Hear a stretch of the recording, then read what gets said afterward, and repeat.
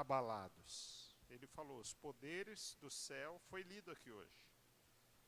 Pedro diz, os céus passarão com grande estrondo, a terra e as obras que nela há se queimarão, e os elementos destruindo se fundirão, diz a palavra de Deus. E nós queríamos nessa noite falar sobre como que Jesus vai voltar.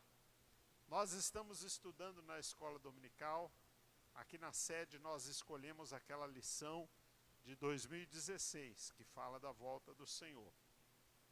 E a Bíblia diz que Jesus ele virá pessoalmente, não vai ser um fantasma, não vai ser um anjo, nada disso. O próprio Senhor descerá com alarido e com voz de arcanjo. Então Jesus virá pessoalmente. E a Bíblia diz que ele virá fisicamente. Os anjos disseram para os apóstolos, da mesma forma, Galileus, por que estáis olhando para o alto? Esse Jesus que subiu fisicamente com o corpo glorificado, da mesma forma, um dia ele voltará. E a Bíblia diz que Jesus vai vir audivelmente. A palavra de Deus diz que ele virá com voz de arcanjo, com trombeta de Deus. E a Bíblia diz que ele virá visivelmente. Para a igreja, ele virá no arrebatamento visivelmente. E para o mundo, ele virá visivelmente no dia do juízo final. Porque no dia do juízo final, a Bíblia diz que não é o Pai que vai sentar no trono. A Bíblia diz que não é o Deus Pai que vai assentar no trono. Porque João viu assentado no trono um semelhante ao Filho do Homem, a sua cabeça, os seus cabelos como branca lã, seus olhos como chama de fogo, suas vestes como escama de peixe, os seus pés como latão reluzente, e na sua coxa tem o nome Rei dos Reis e Senhor dos Senhores. E os 24 anciãos se dobram diante dele, e eles clamam dizendo, digno é o Cordeiro. Quem é o Cordeiro? Que morreu e foi morto e ressuscitou. Então quem vai estar sentado no trono é o próprio Jesus, ele que vai julgar as nações. Não é Deus, o Pai, que vai julgar. E por que que Jesus vai julgar as nações? Porque se fosse o Pai, muita gente ia dar desculpa, né?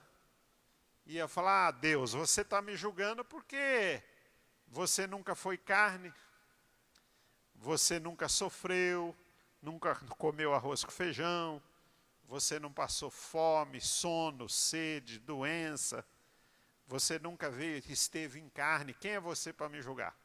Se você nunca passou a experiência que eu passei, sofrimento aqui na terra. Ninguém vai poder falar isso para Jesus, porque Jesus, ele sendo Deus, foi verdadeiramente homem. Ele despojou da sua glória, se fez homem, fazendo-se semelhante aos homens, e chegou até descer mais um pouco. Ele se fez homem normal, igual a todos nós. Sede, fome, sono, tentação na carne, problema, dificuldade, sofrimento, os algozes se levantaram contra ele. Todas as dificuldades que vocês tiveram, Jesus teve. Mas não bastou, ele ainda não se contentou com isso. Ele diz assim, além de eu me fazer homem, que sofre, que tem sono, que tem sede, que levanta cedo, que trabalha, que luta, eu ainda vou descer um pouquinho mais. Eu vou me fazer de servo, a mais baixa estratigrafia social. Eu vou me equiparar a um pária, um servo, um pobre que trabalha como escravo. E a Bíblia diz que ele se fez servo, ainda desceu mais um pouquinho ainda, e lavou o pé de Pedro. Mas lavar o pé de Pedro não é tão ruim. Lavou o pé de João, melhora um pouquinho, João era amoroso. E ele ainda foi mais ainda, lavou o pé de Judas, que tinha traído ele. Então ele tomou a forma de servo. Mas no dia do juízo final, ele será visível para todos. A Bíblia diz que todo olho o verá. Até aqueles que transpassaram, que os judeus mandaram os romanos matá-lo. E a palavra de Deus diz que além de todos, todo olho vê-lo, a Bíblia diz que todo joelho se dobrará no dia do juízo final. E toda língua confessará que Jesus Cristo é o Senhor, para a glória de Deus Pai. E a palavra de Deus diz que Jesus virá vitoriosamente, no sentido simbólico. A Bíblia diz que ele virá como montado num cavalo branco, tomando vingança de dois tipos de pessoas: os que não conhecem o Evangelho e os crentes rebeldes e desobedientes. Tomando vingança dos que não conhecem a Deus e dos que desobedecem o Evangelho de Jesus Cristo. Mas essa é a segunda vinda. A primeira, ele virá vitoriosamente para buscar a sua igreja. Depois ele virá, no final do milênio, vitoriosamente, e virá para amarrar Satanás, julgar Satanás. A Bíblia diz que ele já está julgado, né? E lançá-lo no lago de fogo, que é a segunda morte. E a palavra de Deus diz, irmãos, que Jesus virá inesperadamente. Você não, de repente ele vai vir naquele momento que ninguém espera. Quando você estiver desapercebido, a Bíblia diz que ele virá inesperadamente. Por isso a Bíblia diz, ele virá como ladrão. Dizem que a ocasião faz o ladrão, né? Porque o ladrão é muito esperto. E ele só rouba o que está fácil. Ele só rouba o que é mais cômodo para ele. Então, e ele não avisa que vai te roubar. E ele só rouba o que ele vê, né? Você deixa o celular lá mostrando para todo mundo, ele vai lá e toma o seu celular. Um diácono vai lá e pede para as irmãs falar mais baixo lá naquela sala, por favor. E aí, meus irmãos, você mostra a sua carteira bonita, né? Põe no bolso de trás, deixa lá. O ladrão, você andando aí no Gonzaga, no meio da multidão, e aquela carteira no bolso de trás aparecendo, você está falando, vem me roubar, vem me roubar, vem me roubar. O ladrão vai na ocasião. E ele tira a carteira que você nem sente que ele levou sua carteira. Quando chegar em casa, que você vai ver que já foi embora. E a Bíblia diz que ele virá assim, de surpresa, inesperadamente. Por isso a Bíblia diz, o próprio Jesus disse, vigiai e orai, porque não sabeis o dia que há de vir o Filho do Homem. E a palavra de Deus diz que ele virá inescapavelmente. Ninguém vai escapar do juízo final. Ninguém vai escapar de prestar conta diante de Deus. A Bíblia diz que não há nenhuma criatura invisível diante de Deus. Antes, todas as coisas estão nuas e patentes diante daquele com quem temos de tratar. Ninguém se esconde, ninguém foge da presença do Todo-Poderoso. O salmista Davi diz, Senhor, para onde fugirei da tua presença? Para onde me retirei da tua face, Senhor? Para onde retirarei da tua face? Se eu descer ao mais profundo do abismo, o Senhor está lá. Se eu subir ao céu, o Senhor também está lá. E se eu tomar as asas da alva e habitar na extremidade do mar, até ali a tua mão me guiará e a tua destra me susterá. Então quem guia a vida do crente é o Senhor. Deixa Deus guiar a sua vida. Obedece o Evangelho que você está deixando Deus guiar a sua vida. Ele nos guia e nos sustenta com a sua destra, diz a palavra de Deus. E a palavra de Deus diz que Jesus virá repentinamente. Jesus diz: acautelai-vos para que o vosso coração não sobrecarregue com os cuidados desta vida e aquele dia pega vocês de surpresa como o caçador de passarinho, né? Eu nunca gostei de caçar passarinho, nem quando era criança. Eu nunca gostei de judiar de animal. E também não gosto de pescar, porque se eu for pescar é para mim comer. Pescar para judiar do peixe e jogar no rio, eu não faço isso jamais. E eu não tenho paciência, viu, pastor José, pescador? Porque se eu jogar a vara, o peixe não vira em 1 minuto, eu jogo a vara lá no rio e vou embora. Não tenho paciência. Cada um tem um hobby, né? Gosta de pescar. Não é errado você pescar. Mas o caçador de passarinho, laço do passarinheiro. A Bíblia diz que aquele dia pode pegar muitos, como o caçador pega, o passarinheiro faz uma armadilha para o passarinho. E a palavra de Deus diz que ele virá gloriosamente, com poder e grande glória, como labareda de fogo. Primeiro ele veio sentado num jumentinho que fala da paz, do evangelho da paz. Mas no juízo final, antes do juízo, ele virá num cavalo branco. Claro que isso aí é uma simbolismo, uma metáfora. Num cavalo branco, o cavalo fala de guerra. Guerra contra Satanás, contra os anjos caídos e contra todos aqueles que aceitaram o sinal do anticristo, diz a palavra de Deus. Então a Bíblia diz que ele virá como nos dias de Noé. No dia de Noé ninguém acreditava na pregação, né? Noé dizia: Deus vai destruir o mundo com água. Hoje você prega, as pessoas não acreditam. Jesus vai voltar, pecador não acredita. Ontem eu estava conversando com um delegado e ele começou a fazer pergunta da Igreja Católica, que ele é católico. E eu falei para ele a respeito da volta do Senhor. E ele falou: eu acredito, porque está acontecendo muita coisa ruim. Eu acredito na volta de Jesus. Mas a Bíblia diz que muitos crentes, alguns crentes, já não estão mais acreditando na volta do Senhor.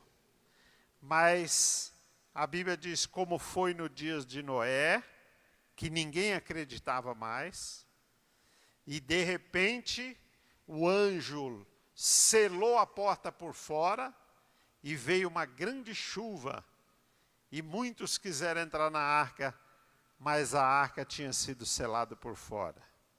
A palavra de Deus diz que ele virá como relâmpago que sai do ocidente, como foi lido aqui, sai no oriente e se mostra no ocidente. E a palavra de Deus diz que ele virá de surpresa. E a Bíblia diz que ele virá num abrir e fechar de olhos.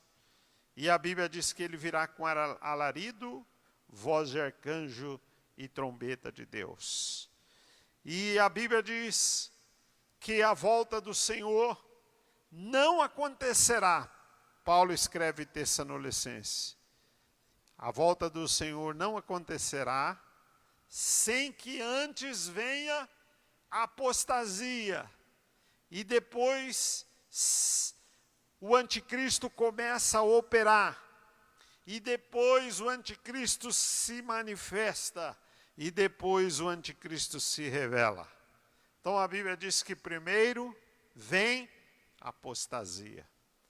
Hoje estamos vivendo o século 21, já é o século da apostasia. E a apostasia, ela vem de muitas formas. Na Europa, a apostasia veio fechando as igrejas. Os crentes tradicionais antigos abandonaram as igrejas e as igrejas foram cedidas para a biblioteca, para restaurante. Existe um esfriamento muito grande na Europa. Isso é um tipo de apostasia. A apostasia na América Latina, ela tem se manifestado de outra forma, através do espiritismo gospel. Nós temos visto na América Latina o movimento pentecostal falso, que quer imitar a Assembleia de Deus, mas imita também a macumba, né?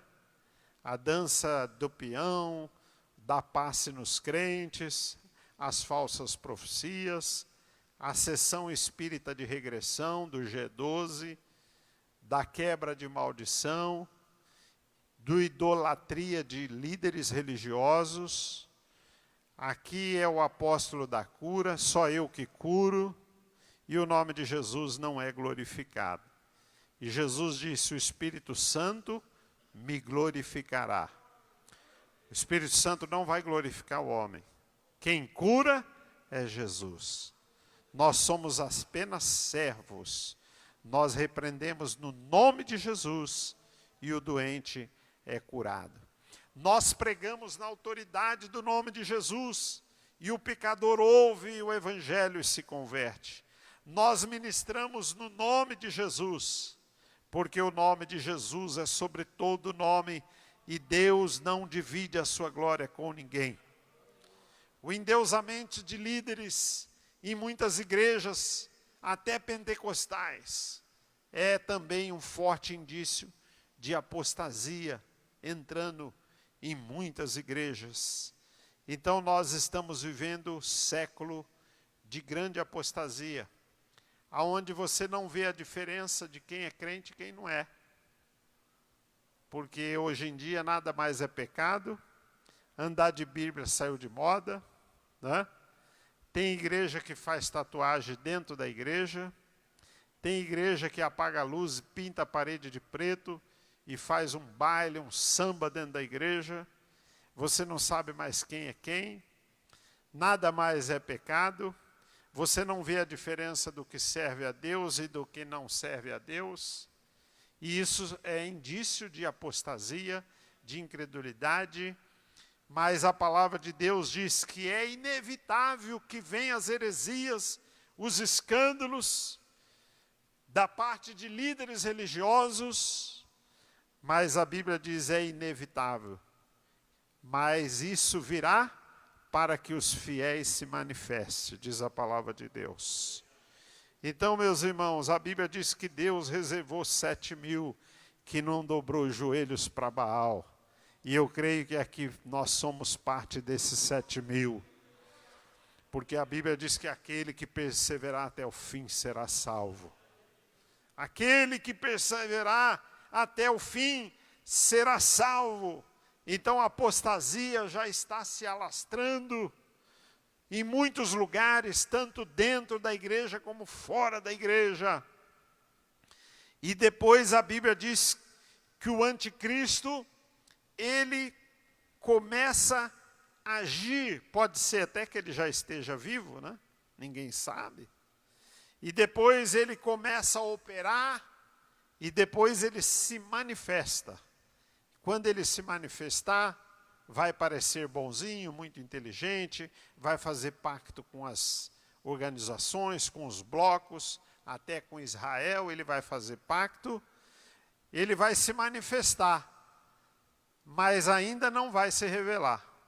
Ele só vai se revelar na metade da grande tribulação, que a Bíblia diz que ele se revela como homem do pecado, exige adoração, e vai até fazer perseguição aos santos, diz a palavra de Deus. E a igreja pode pegar até as dores de parto desta perseguição. Mas a palavra de Deus diz que a igreja não passará pela grande tribulação. Porque a Bíblia diz, como guardaste a palavra da minha paciência, eu te guardarei da grande aflição que há de vir sobre toda a terra. Então, meus irmãos, vamos guardar essa palavra, vamos crer nessa palavra. Foi Jesus que ensinou, não é eu que estou falando, não. Tudo que eu falei aqui está no Novo Testamento, foi Jesus que falou, que profetizou, e tudo que ele falou será cumprido. Jesus disse, passarão os céus e a terra, mas as minhas palavras jamais passarão. A glória do homem é como a flor do campo, que nasce de manhã, floresce, e à tarde murcha e morre, mas a palavra de Deus permanece para sempre. Vamos ficar com a Bíblia, irmãos.